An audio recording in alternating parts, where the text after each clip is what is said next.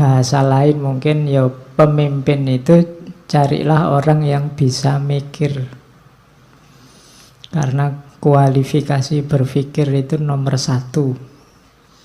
Yang menunjang identitasnya manusia sebagai manusia. Nah, gagasannya Plato ini akan kita lihat dalam sejarah para raja. Yo, ini bagian pertama kita ketemunya para raja ya. Mungkin nanti kapan-kapan philosopher king lagi yang bukan hanya raja tapi juga presiden. Nanti banyak ada beberapa presiden yang diasosiasikan juga agak cocok sama konsep philosopher kingnya. Meskipun kalau kritiknya Karl Popper yang negatif-negatif juga ada. Misalnya gayanya Hitler atau gayanya Stalin. Itu kan dua orang yang filosof.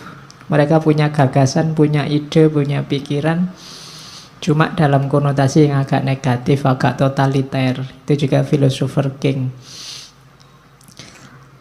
Di Iran ada Ayatullah Khomeini, itu juga konsepnya agak didekatkan ke sana. Jadi philosopher king. Cuma bulan ini kita ngomong yang raja-raja dulu. Saya awali dari Romawi.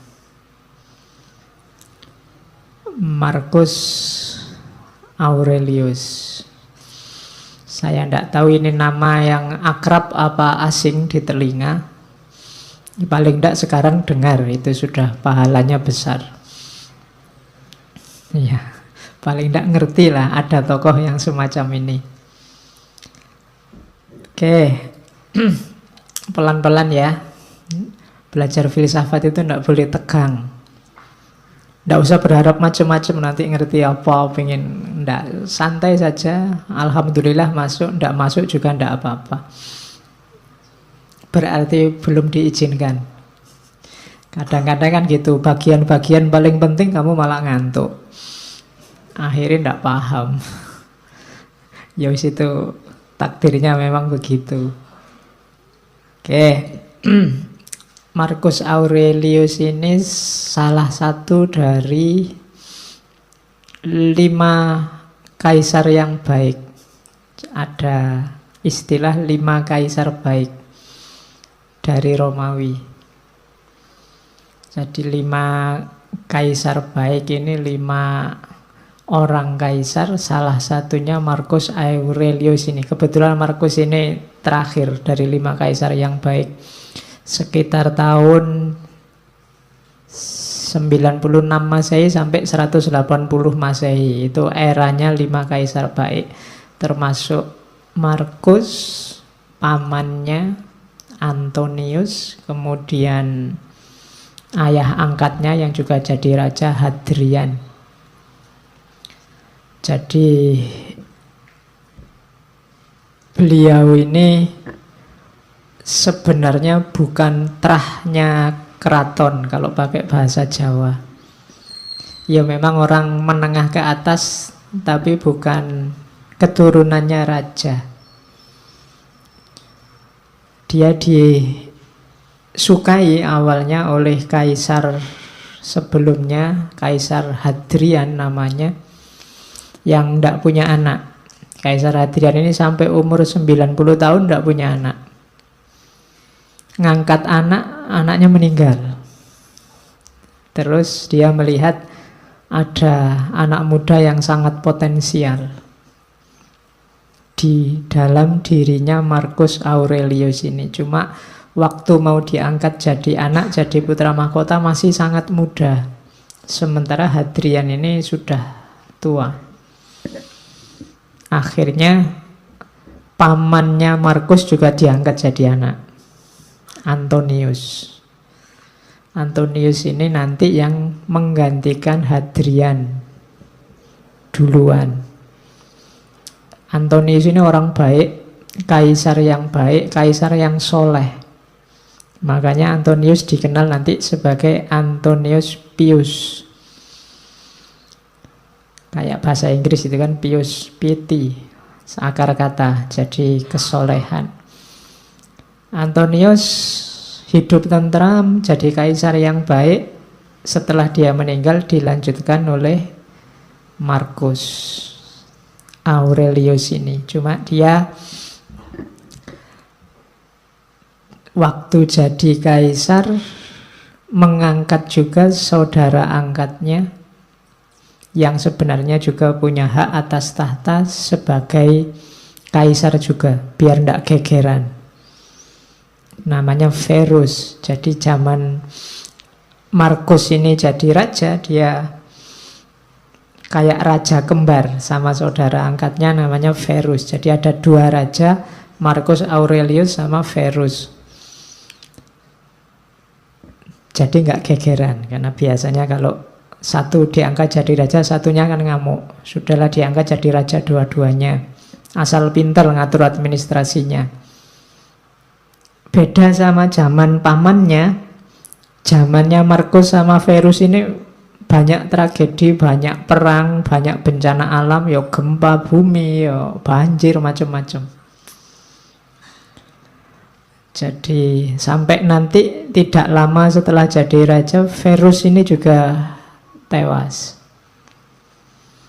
Tinggallah Marcus Aurelius harus memegang kekuasaan Imperium Romawi yang besarnya luar biasa.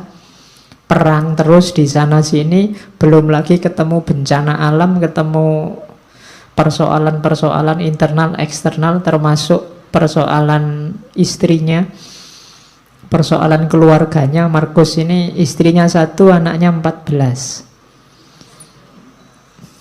Ya kamu nggak usah heran, zaman dulu ala simbahmu aja mungkin ya anaknya banyak-banyak.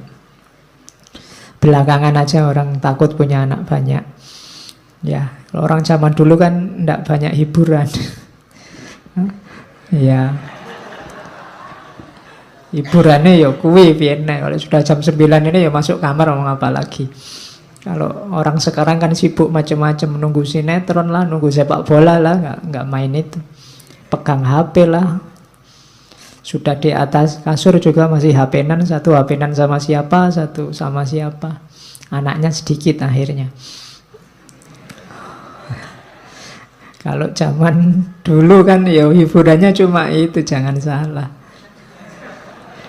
Jadi anaknya banyak. Cuma banyak gosip tentang istrinya. Jadi banyak diisukan sering selingkuh. Tapi ya itu cuma gosip, tidak boleh ya. Kita banyak gosip. Dan kesedihannya Markus lagi, 14 orang anaknya ini banyak yang meninggal waktu masih kecil. Yang sampai dewasa hanya 6. Pokoknya hidupnya Markus itu banyak pahitnya. Sampai nanti sahabatnya sendiri memberontak. Dan macam-macam, pokoknya perang, bencana. Cuma beliau ini bisa bertahan, bisa mengendalikan semuanya, bahkan terkenal jadi kaisar yang sukses karena filsafat. Beliau dikenal sebagai tokoh filsafat stoikisme. Dulu kita pernah belajar itu dan dulu pernah disinggung sedikit-sedikit tentang Marcus Aurelius. Malam ini kita masuk agak banyak. Jadi dengan bekal filsafat stoik ini, Markus bisa jadi pribadi yang tangguh, sabar. Markus ini dikenal raja yang sangat sabar, ulet, tekun, dan akhirnya menang. Meninggalnya karena sakit, tidak karena perang. Meskipun hidupnya banyak mengalami pengeram, mengalami bencana alam. Oke, kita lihat ya dahsyatnya filsafat dalam diri seorang pemimpin stoikisme. Ada tokoh barat yang meneliti filsafat Islam, namanya Joseph van Es. Katanya Joseph van Es hasil penelitiannya tentang Stoik ini, sebenarnya epistemologi yang banyak dikembangkan dalam tradisi filsafat Islam itu bukan Aristotelian, tapi logika-logika Stoik. Makanya bau spiritualnya agak kental. Kalau Aristotelian murni kan agak realisme. Kalau coba baca Al-Kindi, baca Al-Farabi, baca Ibnu Sina, itu kan bau spiritualnya kuat. Cara berpikirnya agak bau Stoik. Ya silahkan kamu cari sendiri apa ya begitu. Oke, kita lihat ya. Di mana menariknya Stoikisme khasnya Marcus Aurelius. Orang Stoik itu ciri berpikirnya 4. Yang pertama, berfilsafat tidak perlu jelimet, yang penting baik dan manfaat. Nah, ini prinsip luar biasa. Kalau di kita kan kadang-kadang filsafat itu kalau nggak jelimet kan kurang filsafat. Filsafat itu harus rumit. Kalau tidak rumit, tidak filsafat. Prinsipnya Stoik kebalikannya. Nggak ada gunanya perumitan-perumitan itu. Yang simpel saja, apa adanya, tapi baik dan manfaat. Di antara yang membuat banyak orang trauma sama filsafat itu kan buletnya itu. Semakin ada tokoh filosof ngomong kok jelimet, semakin kamu puji, wah filsafatnya jeru gue mesti. Ya kan, setiap kali kamu nggak paham kan kamu anggap itu wah dalam itu, kan gitu kamu. Pada prinsipnya Stoik kebalikannya, tidak begitu. Jadi gagasan-gagasan besar itu tidak terlalu penting. Yang penting itu gagasan yang baik dan manfaat. Itu rumus pertama itu. Makanya Stoikisme itu mudah dipahami. Kenapa kalian tidak paham? Ya karena bahasa Inggris kebanyakan referensinya. Terjemahan ke dalam bahasa Indonesia. Yang kedua, Stoikisme ini rasanya agak cocok sama dunia timur karena yang ditekankan dimensi internalnya manusia. Dimensi dalamnya, dimensi ruhaniyahnya. Termasuk konsepnya tentang kebahagiaan. Orang-orang Stoik meyakini bahwa bahagia atau tidak bahagia itu tergantung dirimu yang ada di dalam, bukan tergantung yang di luar diri. Kalau kebahagiaanmu kamu cantolkan pada yang di luar dirimu, percayalah kamu tidak akan ketemu yang namanya bahagia. Saya bahagia Pak kalau besok punya uang banyak. Kamu tidak akan ketemu-ketemu, karena begitu kamu dapat uang banyak, kamu pengen lebih banyak lagi. Kalau saya punya istri cantik Pak, mungkin kamu tidak ketemu bahagia karena yang lebih cantik dari istrimu besok pasti banyak. Ya mau kamu kawin, ya pas dikawini cantik, nanti lama-lama ya tua dan jelek. Yang lebih cantik pasti banyak. Kalau dasarmu hanya itu, kamu tidak akan ketemu-ketemu sama kebahagiaan. Kekayaan juga begitu. Maka katanya Stoik, yang penting dimensi dalammu. Meskipun nggak terlalu cakep, nggak terlalu kaya, asal kamu puas, rela, ridho, bahasa agamanya sudah cukup bahagia.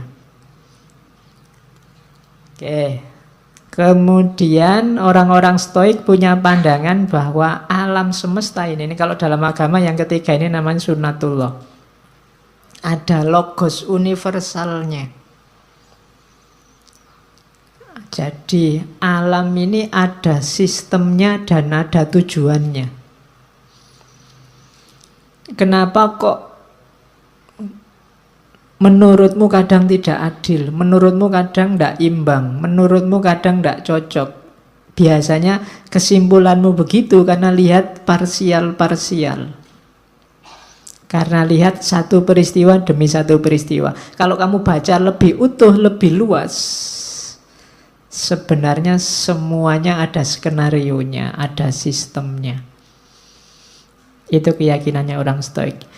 Sekali-sekali perlu ada bencana, sekali-sekali perlu ada kesedihan, sekali-sekali itu membacanya jangan diputus di bencana itu saja, di kesedihan itu saja. Bacanya jauh lebih luas, nanti akan kelihatan ada skenario besar. Ada aturan, ya kayak ada yang miskin, ada yang kaya. Itu kan ada main fungsinya sendiri-sendiri. Ada yang cantik, ada yang jelek. Itu semuanya kan ada struktur besarnya. Kalau cantik semua juga mungkin ada sunatullah yang akan tidak jalan, jelek semua juga begitu. Oke, kamu sendiri yang bisa nyari contoh banyak. Terus yang terakhir berarti apa? Manusia itu tugasnya ya jalankan fungsimu sebagai manusia. Tidak usah terlalu banyak komplain, terlalu banyak protes, terlalu banyak rekayasa. Malah bulet sendiri kamu nanti. Malah bingung sendiri, kayak Diogenes kemarin loh. Kenapa hidup kita susah? Kita sendiri yang bikin rumit. Jadi jangan dibulet-bulet, kembali ke yang alami-alami, yang natural-natural. Nah, itu maunya orang-orang stoik.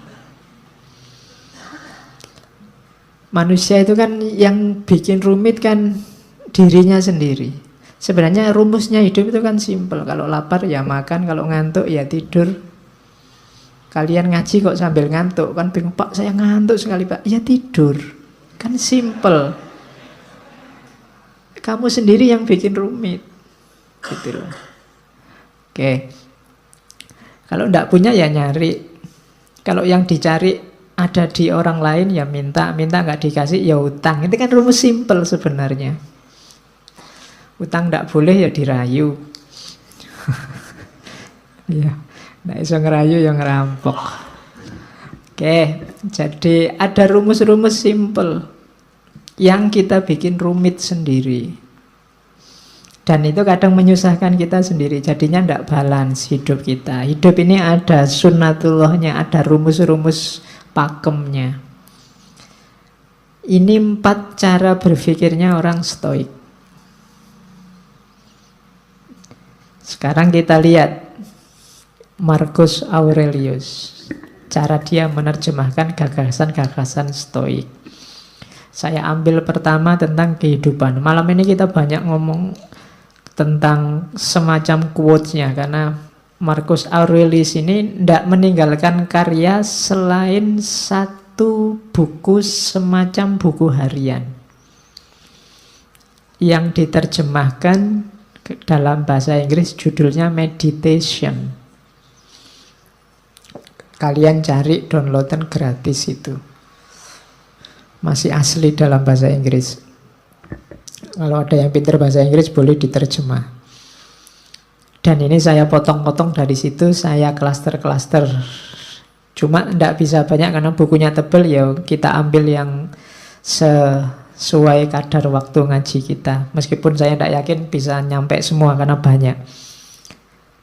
Jadi hidup ini yang pertama rumusnya katanya Marcus, carilah apa tugasmu.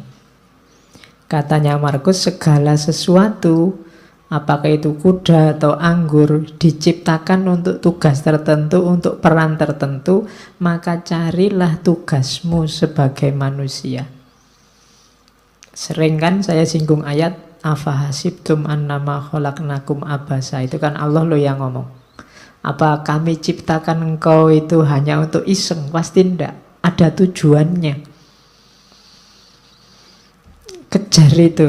Yo, Al-Quran banyak ngomong tentang tujuan hidupmu ini. Enaknya karena sayangnya Allah sama kita, kan kita sama Allah langsung ditunjukkan, ini loh tugasmu. Jadi yo kayak misalnya ini ja'ilun fil ardi khalifah, aku ciptakan manusia di muka bumi jadi khalifah. Ini kan Allah langsung ngasih petunjuk, ini loh tugasmu.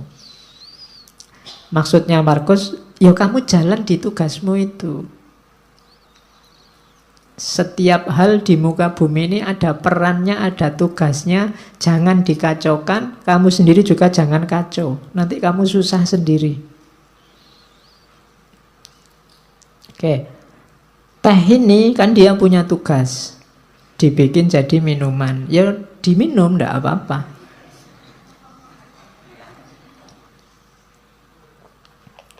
Manusia yang minum, jangan dibikin kacau. Nanti tehnya kamu pakai ngepel terus kamu siramkan di karpetnya masjid. Itu jadi kacau, kamu sumpek sendiri. Tidak di situ mainnya teh, dia untuk diminum. Jadi rumusnya hidup pertama, tugasmu apa? Yang harus kamu lakukan apa? Saya sering bilang, enggak usah cerewet tanya, apa Pak? Saya enggak tahu. Enggak, kamu sudah tahu. Begitu kamu tahu identitasmu, sebenarnya kamu tahu apa yang harus kamu lakukan.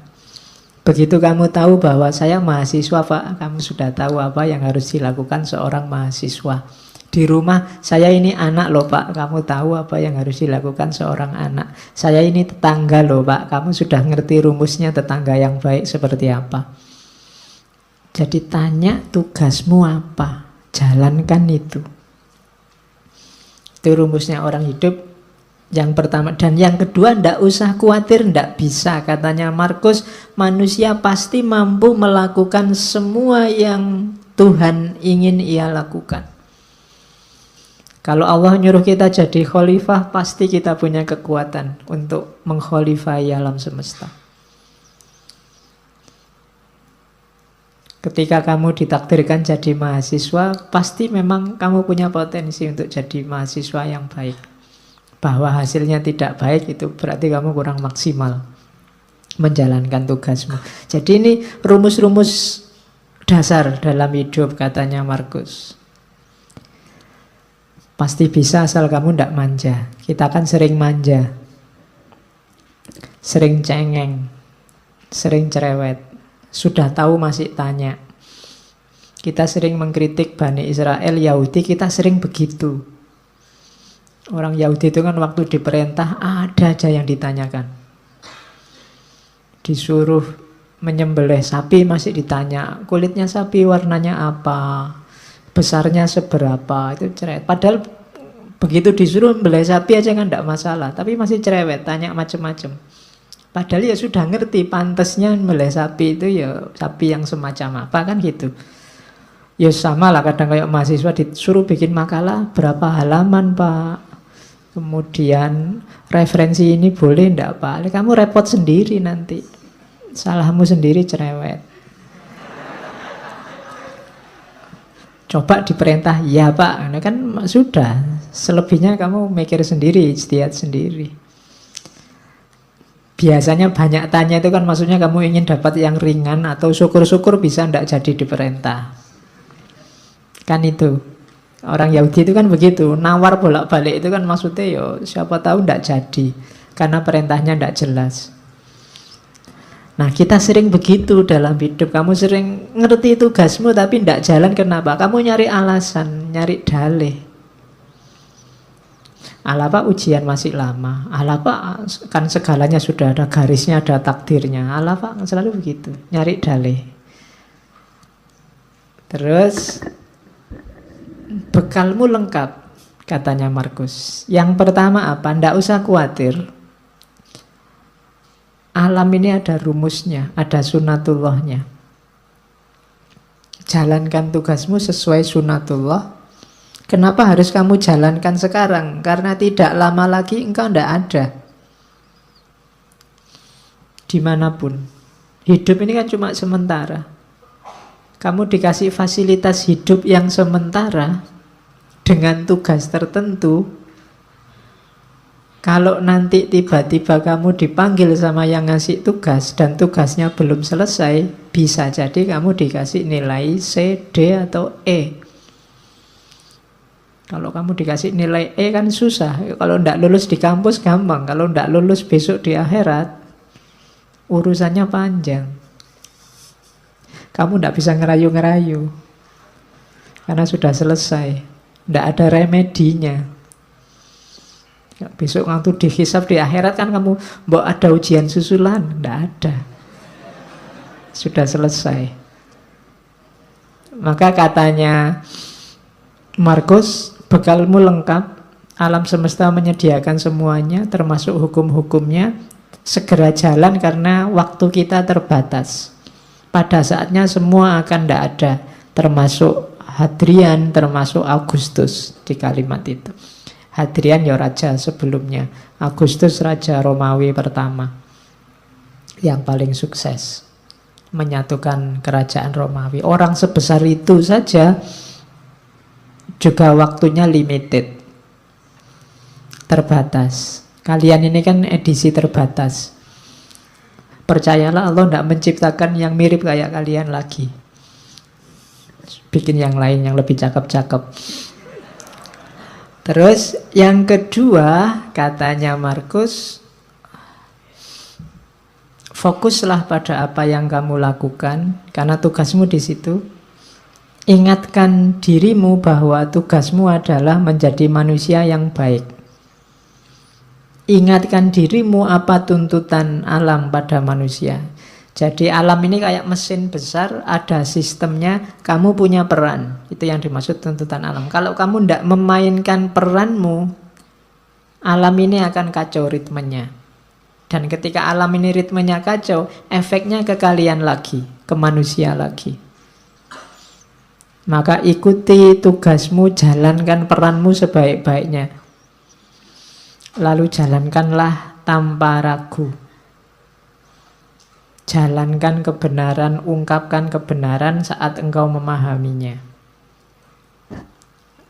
Cuma ungkapkan dengan baik, dengan santun, tanpa pura-pura.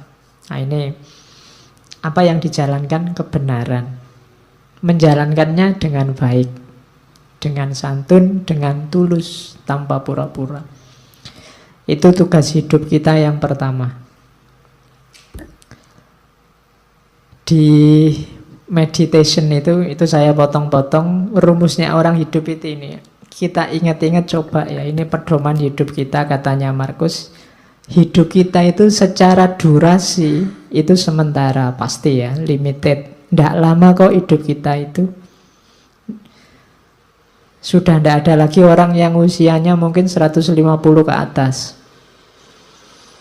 Atau 200 lah, tidak ada. Orang sudah 70, 80 itu sudah luar biasa. Malah kasihan orangnya kalau nggak meninggal-meninggal. Loh iya, malah kasihan. Sifatnya berubah. Hidup kita ini karakternya alam, di antara yang kita sebut sunnatullah tadi, berubah. Maka kalau kamu kaku, ritmemu akan kacau. Jangan kaku. Kamu harus luwes. Ketika kamu kaku, sementara lingkungan alam sekelilingmu berubah, maka yang terjadi ritmemu kacau, jangan-jangan kamu juga mengacaukan ritmenya orang lain. Jadi karakternya hidup ini berubah. Durasinya sementara. Persepsi kita, pemahaman kita, sifatnya abu-abu kalau bahasanya. Abu-abu itu apa? Kita ini manusia yang terbatas dan pemahaman kita juga terbatas. Kebenaran, kebaikan yang kita pahami itu sebatas kemampuan kita. Maka tadi jangan kaku. Kalau kamu kaku, kamu akan mandek di keterbatasan tadi. Kamu tidak berkembang, tidak lebih baik. Padahal kamu harus lebih baik terus, karena hari ini kamu terbatas. Besok batasmu harusnya lebih luas. Jadi persepsi kita ini suram. Kita itu tidak ngerti sangat banyak hal, ngertinya cuma sedikit. Berarti apa? Kebenaran yang kita tahu sebagai benar juga limited, terbatas. Bukan karena kebenarannya yang terbatas, tapi kapasitas kita yang terbatas. Kemudian persepsi urusan akal ya, pemahaman. Sekarang tubuh kita itu sifatnya melemah. Grafiknya manusia itu kan ya kecil jadi besar, setelah itu kan melemah. Sebenarnya bahasa aslinya membusuk. usia-usia kalian ini mungkin sudah tidak bisa lebih tinggi lagi, tidak bisa berkembang lagi, sudah selesai. Kecuali kamu ikut terapi-terapi minum pil apa itu, nambah tinggi 2 cm itu mungkin ya. Tapi sudah tidak bisa, percayalah, sudah habis pertumbuhanmu. Kamu minum susu pertumbuhan tulang sampai berapa, sudah selesai. Usia-usia kita sudah tua. Jadi, dan grafiknya pasti semakin melemah. Tidak ada orang yang tambah tua, tambah kuat, luar biasa, tambah tidak ada. Pasti. Jadi tubuh, jasad, fisik itu semakin melemah. Kemudian jiwa kita itu yang karakter utamanya sebenarnya dia kebingungan. Soul itu. Dia kalau tidak punya pemandu resmi, dia selalu bingung, mudah dipengaruhi. Akal itu kan, mental itu kan mudah dipengaruhi. Sekarang seneng, besok benci. Kemarin kerjasama, sekarang gegeran. Itu jiwa kita selalu begitu. Mudah dipengaruhi, selalu dalam kebingungan. Kemudian 5 yang atas tadi kan serba tidak enak. Terus kamu, kalau gitu saya nunggu takdir, keberuntungan. Tidak, keberuntungan, takdir itu tidak bisa ditebak. Tidak mesti. Di situ ditambahi oleh Markus kemasyhuran. Kemasyhuran itu mungkin kamu mengandalkan status, mengandalkan nama baik, mengandalkan keluarga, mengandalkan identitasmu sebagai apa. Katanya Markus itu juga tidak pasti. Seterkenal apapun orang pada saatnya juga lenyap, dilupakan. Jadi ternyata hidup kita itu semacam ini.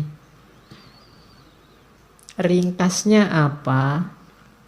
Katanya Markus, hidup ini bagian fisiknya seperti sungai. Dia berubah semakin lama semakin melemah.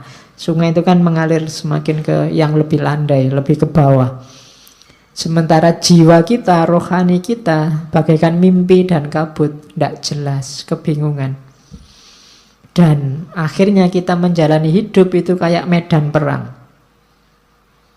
Seperti medan perang dan perjalanan yang jauh dari rumah. Jadi hidup ini medan perangmu. Perang di mana? Perang melawan dirimu sendiri sebenarnya. Melawan hidupmu sendiri. Dan jangan mengandalkan reputasi, jangan mengandalkan status, jangan mengandalkan nama baik, karena semuanya akan terlupakan. Maka tidak usah terlalu banyak membuang energi untuk hal-hal yang tidak penting. Ayo mikir hidup kita sendiri saja. Wong hidup kita sendiri juga tidak terlalu bagus situasi dan kondisinya. Wong ya semua orang begitu. Kalau ditarik lebih jauh lagi, tidak ada orang yang pantas sombong. Sering saya bilang bahwa manusia itu diciptakan sebagai sosok yang tidak pantas untuk sombong. Karena lemah dalam segala aspeknya. Oke, nah kalau hidup begitu. Kebahagiaan terus. Lah kalau gitu apa harus sumpek? Enggak. Katanya Markus, meskipun hidup itu selemah itu, tapi kita tetap bisa bahagia. Rumusnya bahagia simple. Yang pertama, pikiran. Kebahagiaan hidupmu tergantung kualitas dari pikiranmu.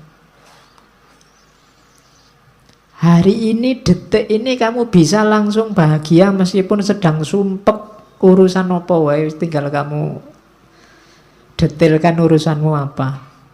Uang habis, makalah belum selesai, dosen ngamuk-ngamuk, bapak kos nagih misalnya. Itu kan sumpekmu kan kamu bawa di sini. Itu detik ini juga bisa selesai itu semua, tinggal kamu geser caramu berpikir. Yo gampang lah rumusnya. Duit habis gampang, teman masih banyak. Ya ngampung-ngampung dikit makan tidak apa-apa lah, hutang-hutang dikit pasti boleh. Nilai jatuh, alah semester depan bisa diulang. Ya makalah kok belum jadi-jadi gampang, Google masih sedia banyak referensi. Itu kan lebih simpel. Tergantung pikiranmu. Berarti apa? Sekarang ayo dinikmati. Atau paling tidak, sekarang kan sedang ngaji di masjid. Urusan makalah, urusan besok kuliah, urusan duit kan nanti kalau mau makan urusan. Jadi sekarang nggak usah tak pikir itu. Nanti jatahnya mikir itu nanti kalau berhadapan dengan urusannya. Kalau sekarang ya mikir ngaji. Itu kan kamu terus jadi bahagia. Jadi tergantung pikir. Ada urusanmu berat, apapun beratnya tinggal sekarang mikir ngopi-ngopi dulu lah, ngerokok-ngerokok dulu santai. Lu iso bahagia detik itu juga. Jadi kebahagiaanmu itu tidak tergantung apa-apa di luar dirimu, tapi pikiranmu. Makanya sangat sedikit hal yang dibutuhkan untuk hidup bahagia dan semuanya ada dalam dirimu. Di mana itu? Caramu berpikir. Misalnya kamu, Pak, saya sumpek hari ini, Pak. Orang Indonesia itu loh terpecah dua. Ada kubu pro calon ini, kubu pro calon itu. Loh yang nyuruh kamu mikir itu loh siapa? Nggak ada orang yang nyuruh kamu ngomentari itu loh. Salahmu dewe kamu menyumpekkan dirimu dengan itu. Bahagialah. Banyak hal untuk dinikmati dan bahagia. Nah, itu rumus pertama ya, bahagia dari pikiran. Yang kedua, kebahagiaan akan lahir, hati-hati jangan dicantelkan pada hal di luar dirimu. Katanya Markus, kebahagiaan mereka yang ingin populer tergantung orang lain. Orang yang semacam ini tidak akan bisa bahagia. Orang yang ingin populer berarti dia butuh follower banyak, dia butuh jempol banyak, dia butuh dipuji, butuh dikomentari. Kalau sandaranmu bahagia ini, kamu akan susah bahagia. Karena akan selalu ada orang yang tidak suka padamu. Ngaji ini mungkin yang suka banyak, yang tidak suka pasti juga ada. Kalau kamu sumpek dengan yang tidak suka, kamu tidak akan bahagia-bahagia. Kalau kamu sumpek dengan hatersmu, kamu tidak akan bahagia. Karena akan selalu ada orang yang tidak cocok. Karena memang tipenya orang beda-beda. Jadi kebahagiaan orang yang ingin populer itu tergantung pada orang lain. Maka jangan nunggu populer dulu baru bahagia. Jangan nunggu dipuji banyak orang dulu baru bahagia. Bahagialah sekarang. Kebahagiaan mereka yang nyari kesenangan akan diikat, berubah-ubah sesuai mood yang berada di luar kontrol mereka. Nah, ini kalau kamu ingin bahagia saat senang saja, kamu mungkin juga susah bahagia. Kenapa? Hidupmu kan banyak sumpeknya, banyak alangannya, banyak rintangannya. Seneng wisuda ndak lama, besoknya sudah sumpek mikir kuliah lagi apa kerja, apa kawin, sumpek lagi.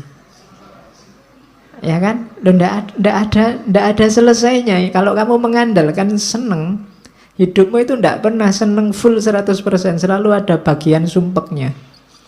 Kalau kamu nunggu mood seneng baru bahagia, kamu mungkin ndak bahagia-bahagia. Alhamdulillah Pak, dapat uang banyak. Besoknya sumpek, ini duitnya buat apa? Terus gegeran, terus macam-macam. Tidak lama ternyata kalau bahagia itu mengandalkan senang.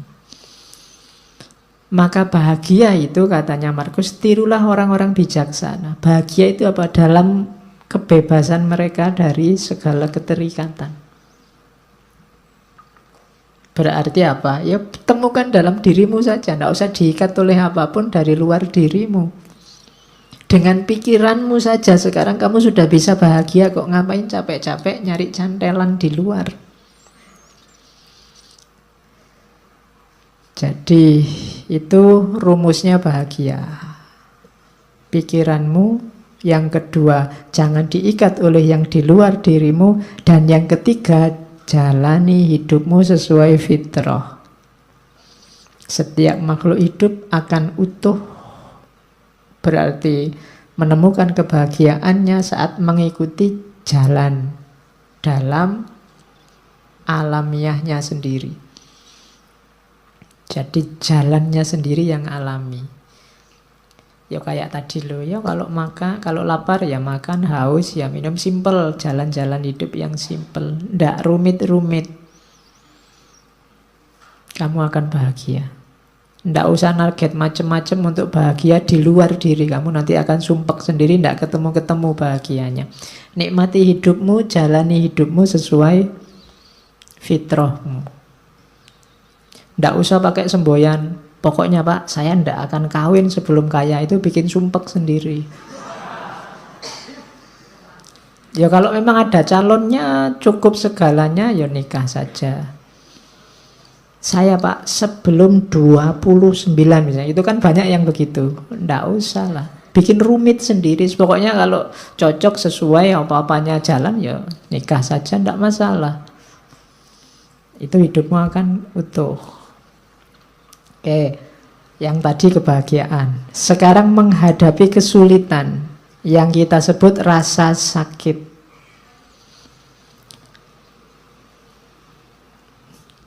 Katanya Markus, saat engkau tersiksa oleh sesuatu dari luar dirimu, rasa sakit itu sebenarnya bukan dari sesuatu yang menyakitimu, namun dari anggapanmu terhadapnya. Dan engkau memiliki kekuatan untuk mencabutnya kapanpun kau mau. Kalau kamu disakiti orang, loh sebenarnya orang itu tidak bisa menyakitimu kalau kamu tidak mau sakit. Pak, orang itu bikin aku mangkel ya Pak. Loh, salahmu sendiri mau mangkel. Mbok kamu ndak usah mau jengkel, nggak usah mau mangkel kan, ndak jadi dia membuat kamu jengkel. Dia membuatmu jengkel karena kamu mau jengkel. Tolaklah rasa sakitmu dan rasa sakit itu akan lenyap. Ndak ada orang bisa menyakitimu, ndak ada orang bisa mencurangimu, nggak ada orang bisa menaklukkanmu kalau kamu sendiri tidak mau. Jadi katanya Markus, raih kembali kesadaranmu, panggil kembali dirimu, dan bangunlah sekali lagi. Kini akan kau sadari bahwa yang mengganggumu hanyalah mimpi. Pandanglah kenyataan ini sebagaimana engkau memahami mimpimu. Ya silahkan sekarang didaftar apa yang membuatmu sumpek, membuatmu sakit, membuatmu merasa tak berdaya, membuatmu merasa lemah. Semuanya pasti tidak real. Semuanya bukan sesuatu yang nyata. Hanya permainan pikiranmu dalam tanda petik. Nilai jelek, ya nilai jelek itu kan fakta, nilai jelek selesai. Dia tidak harus menyakitimu bahwa kamu besok akan ngulang kuliah lagi sehingga nilainya jadi baik, ya diulang saja tanpa harus merasa sakit kan bisa. Diputus pacar Pak, itu sakitnya luar biasa. Ya wis putus, ya putus saja. Lah kok enak, aku yang diputus kok terus aku merasa sakit, kan double berarti. Kamu mutus aku ya sudah, tapi aku tidak sakit.